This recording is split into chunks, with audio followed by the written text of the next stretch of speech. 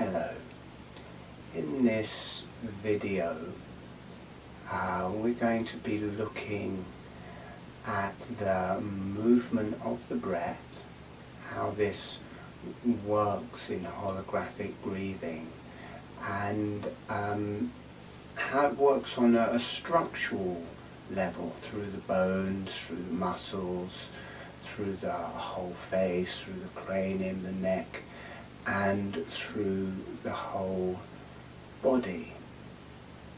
There is an energetic movement of the energies created in the breath that move through the whole body. There's a spiritual aspect of the higher energies coming in, and a connection also to the earth energetically. But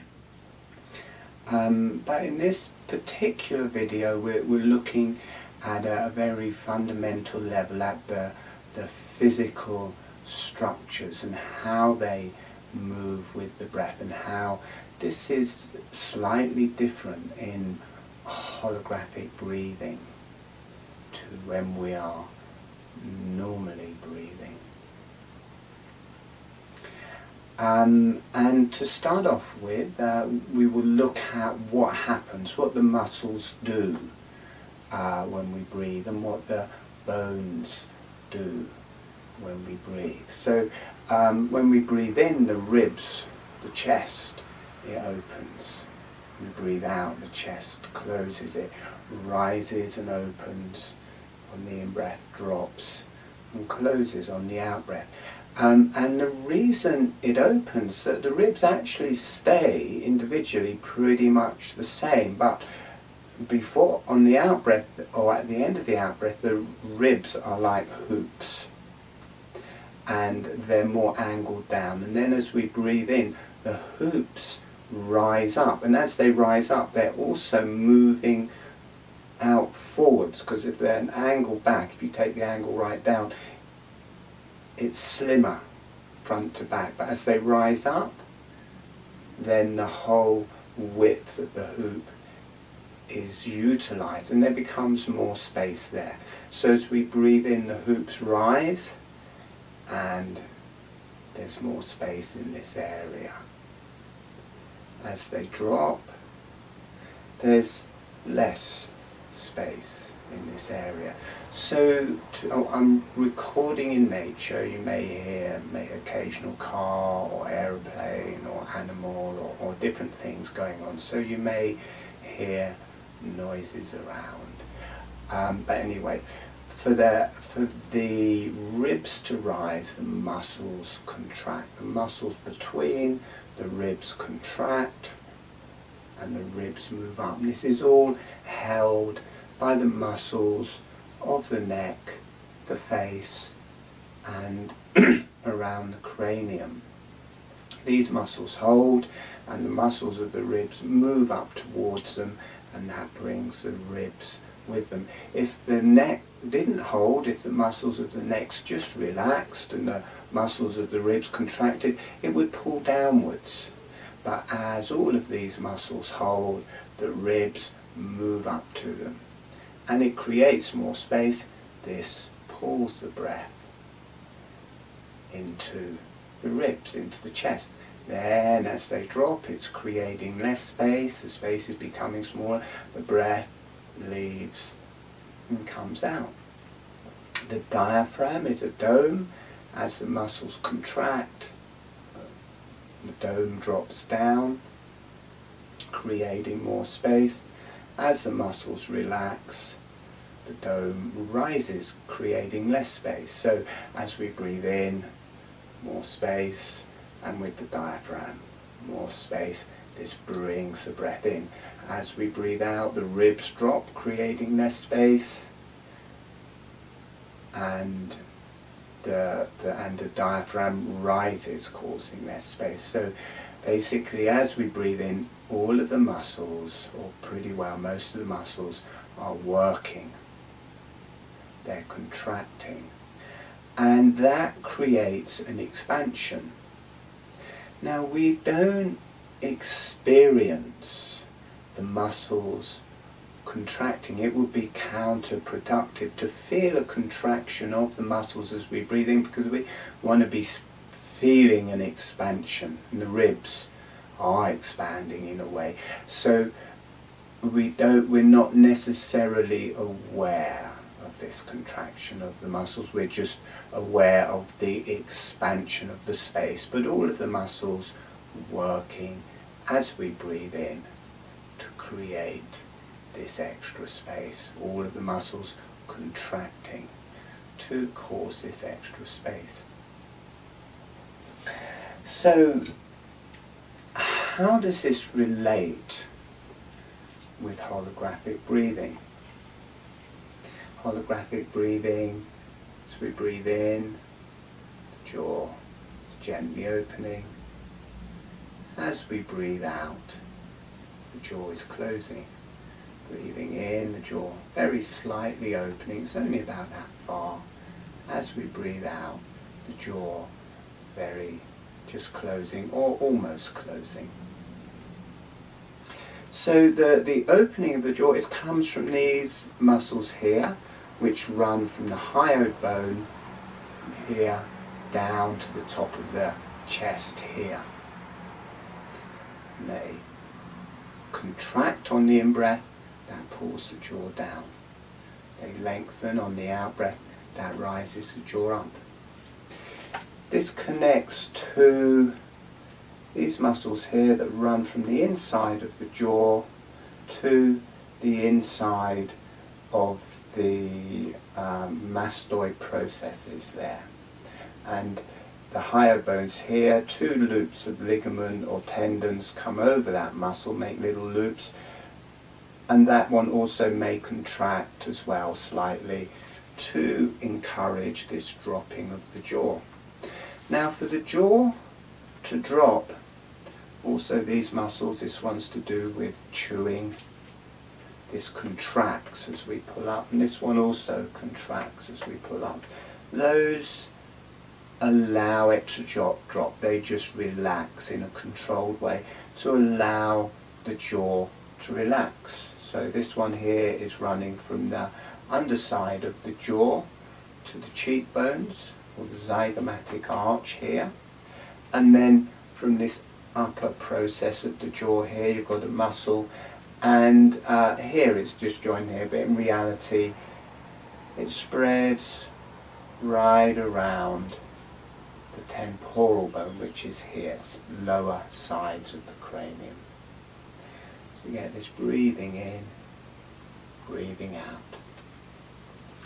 So how does this relate to how we're normally breathing, or just breathing with the chest? Well, as we breathe in, the ribs rise.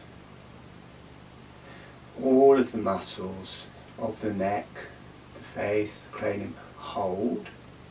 So this has something to rise up to.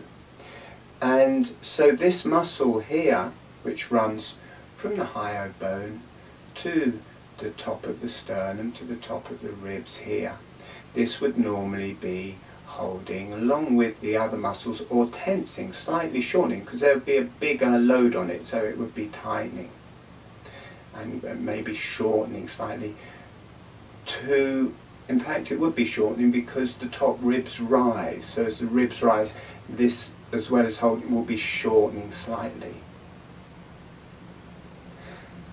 To bring the jaw down in holographic breathing, also what happens is this muscle shortens. That also causes the jaw to open. So not only this muscle shortening encourages the chest and the ribs to lift, it encourages the jaw to drop.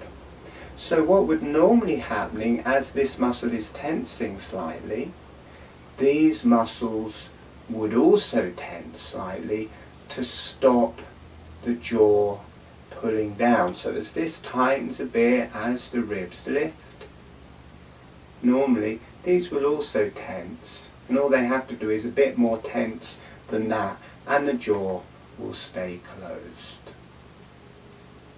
But if all of these muscles just let go, what will happen as we breathe in, as this muscle contracts, the jaw will open. As this muscle elongates, the jaw will close. So the chest, so breathing in, the chest is rising, the jaw is dropping, and to do that, this muscle is contracting. It's the same for both things. So in effect, all that happens in holographic breathing is, rather than the muscles of the face holding to allow the ribs to rise up, they join in. They become part of the breath. They synchronize with the breath, and it actively starts a breath through the face. Breathing in, breathing out. So these muscles very gently allow the jaw to open with the chest. Breathing in, breathing out. And an interesting thing happens. So rather than this be tight and holding with the breath, it moves with the breath. It becomes part of the breath. And this actively starts working into the bones. You can feel it in holographic breathing. If the jaw isn't moving, not much is happening, but as soon as the jaw opens on the in-breath, closes on the out-breath, it's like you get this movement in the face. Breathing in, breathing out. And in the sides of the cranium around here, you can feel it. It feels bigger than it actually is. It's very subtle. What we're talking about here is a very subtle motion, but it feels big. It feels like a big motion. It feels nice. Breathing in, the jaw is opening. Breathing out, jaw is closing. And as the jaw opens, it's a bit like all the structures of the face open. As the jaw closes, all the structures close. The sides of the craniums open as the jaw opens, closes as the jaw closes. So it instigates this natural movement of the bones of the face and cranium that all fit together. Where they join, these aren't fixed. These joints aren't fixed. They're like highly complex hinges that allow the bones to flex and move. And as they move, as they open and close with the breath, all of the different things that happened to them in the past, different injuries or holds or things like that, it starts working them. And they all start shifting around and aligning. They move from being a fixed position to becoming a parameter of movement. And this allows it all to breathe, it allows it to unwind, it invigorates it, it brings energy to it. As this happens, there is a spiritual energy, a particular energy starts coming, very deeply relaxing, and connects through the whole body. You feel this movement through the whole body as if every cell is moving. So when people start learning holographic breathing, in the very initial stages, they're doing the movement, and this can be stressful, it can feel uncomfortable, but generally people go at that for a little bit, and then suddenly it all gives way, and rather doing it, everything relaxes, everything lets go, and the muscles go with the breath rather than holding the breath. They actually move with the breath. They become a breath. And at that point, it just feels very, very natural. It's not a technique. You're not doing, oh, I'm doing this movement with the breath. It's a let go. All that happens in the end result is you let go of the control. And that breath, that movement, instantly starts happening. The face and the cranium start to breathe. So as you get this downward tension here, it produces a little bit of downward tension on the zygomatic arch, which rolls it out very gently, very small, but it feels big, opening, closing. These are the same movements, the exact same movements in cranial osteopathy. And the zygomatic arch is like a bit of a lever from the temporal bone, and as this rolls out, it rolls out the temporal bone on the in-breath, closes it on the out-breath. As this muscle from this higher process on the jaw spreads around the whole temporal bone, as it pulls down on that, also creates this rolling out on the in-breath, rolling back in on the out-breath. Just checking we're not running out of time. Breathing in, breathing out. So you get this subtle movement of the bones, of the cranium and of the face. That is natural. We're not doing something to the face, doing something to the cranium. We're starting something that naturally happens when you let go of the control. I didn't make up holographic breathing or design holographic breathing. I was breathing with this whole sinus area as if they were a pair of lungs, and it was generating a lot of energy in the cranium and brain and releasing of the brain. I was trying to provide my own orthodontics and also trying to clear Lyme's disease and what this energy built, and one day it all released down into the jaw very strongly, very quickly. And this movement started on its own in that instant. The lips came closed, my tongue came on the roof of the mouth. On the in-breath, my jaw was gently opening. On the out-breath, it was closing. It just started happening, that sheer input of energy, releasing through the jaw and the muscles of the jaw, just started that motion, and it felt gorgeous, and it was just natural, and everything I've been trying to do with the sciences just automatically was incorporated in this very grounding and lovely movement in the jaw, and then I'd feel it moving through my whole body. And after 2 or 3 months, I did not need the orthodontics. It was meant to have 4 years of orthodontics. I did actually not need those anymore. And if you look on the page on my website to do with facial realignment, there is a story from a young lad who had the same experience, who was going to have an operation to have 1/4 of an inch taken out from the sides of his jaw because his maxilla was pulled so far back. But with the holographic breathing, it's all opened up forwards into its natural place.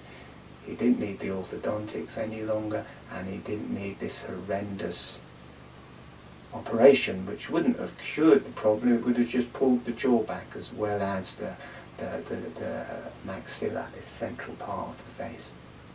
So it creates this natural movement of the bones, which it's not measurable, very hard to measure it. This movement in craniosacral therapy and in cranial osteopathy, it's very hard to measure it with scientific tools, but you can feel it moving inside. It's amplified and it feels lovely.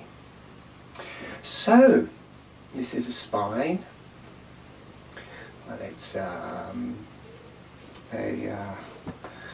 end of a brush really, but we're going to call it a spine.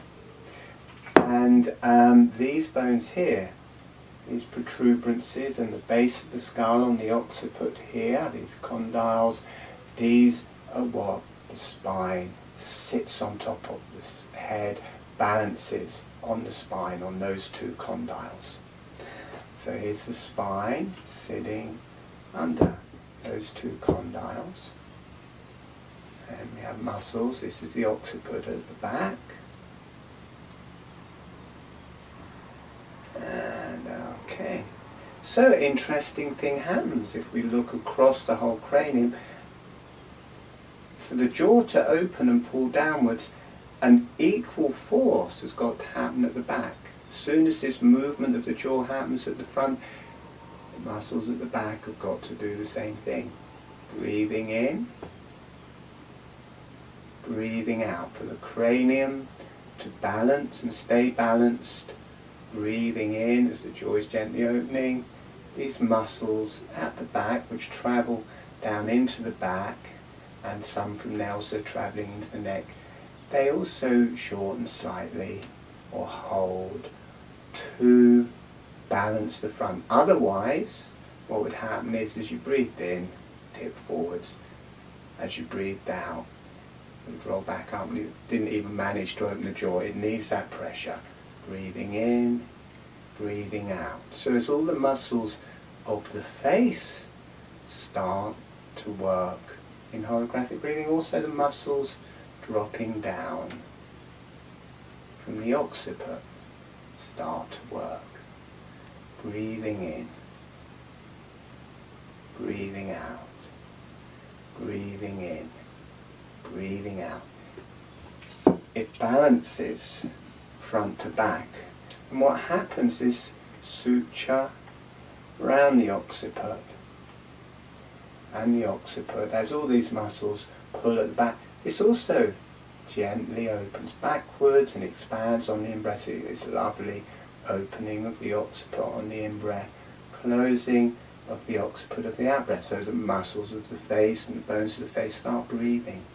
Muscles of the sides of the cranium start breathing, and the bones of the sides of the cranium start breathing. You don't really feel it in the muscles, because the muscles, as we noticed before, are getting a tension put in them or shortening on the in-breath, which feels like a contraction. So to feel the tightening of the muscles is counterproductive, but it's productive to feel the motion of the bones, because they're opening on the in-breath. They're all an expansion, as are the ribs in the lungs. They're expanding. It's an expansion. So in very subtle, it feels like very soft fluid motion as you breathe in, the occiput opening, breathing out, the occiput closing. So you get also this movement at the back of the cranium, also from the mastoid process. It's just behind the ear. It's this here, or this here. This muscle comes right down to here, to the top of the sternum. This muscle here, that's it. Comes down to the sternum, strong big muscle there. So as all these muscles and bones start working rather than holding, just acting to hold the chest rising up, they start breathing and activating a breath through a movement through the cranium. The ones at the sides do the same. They join in, they become part of the breath. And as the chest is rising, this is shortening, and this is producing also this movement of the temporal bones opening on the in-breath, closing on. There's several accesses of movement. There's this muscle to open and close it. There's this muscle opening and closing it. There's this muscle opening and closing it. And also this one coming on the inside of the mastoid process, opening and closing the temporal bones. So the temporal bones are very much like the chest for the cranium, the ribs for the cranium. They very much relate to the breath, the size of the cranium. As you breathe in, breathing out. And with the these muscles here, and here, coming down, their fulcrum, where they're moving around, because they're not moving through the face, they're joining straight from the cranium to the chest here. Their fulcrum is around where it's joining. It's got a line to where it's joining to the condyles. So that particular fulcrum, as that one is opening, is around the top of the spine and the spine. So that integrates into the spine. All the ones from the face, the fulcrum is the TMJs here, the temporal mandibular joint, where the jaw joins the cranium. We're going to have to finish soon because this only runs for half an hour, this film. And you get this lovely feeling that people have trouble. There's also on the page of the facial realignment how people have done this. and this whole area completely frees up, because rather than holding in the breath, it becomes a breath. So the temporal bones, the TMJs here, becomes part of the breath and is adjusting a little bit with every breath. There's so many people who've just done the very first part in holographic breathing and cured problems with this, because it started moving, it started adjusting. And this lovely, a lot of this is just activated in the first part of holographic breathing, the sideways motion of everything, where there's a specific, it will start a certain amount from that first seminar, but in the third seminar we activate that. There's a door, there's a specific way of going about it that activates this. Oh, lovely.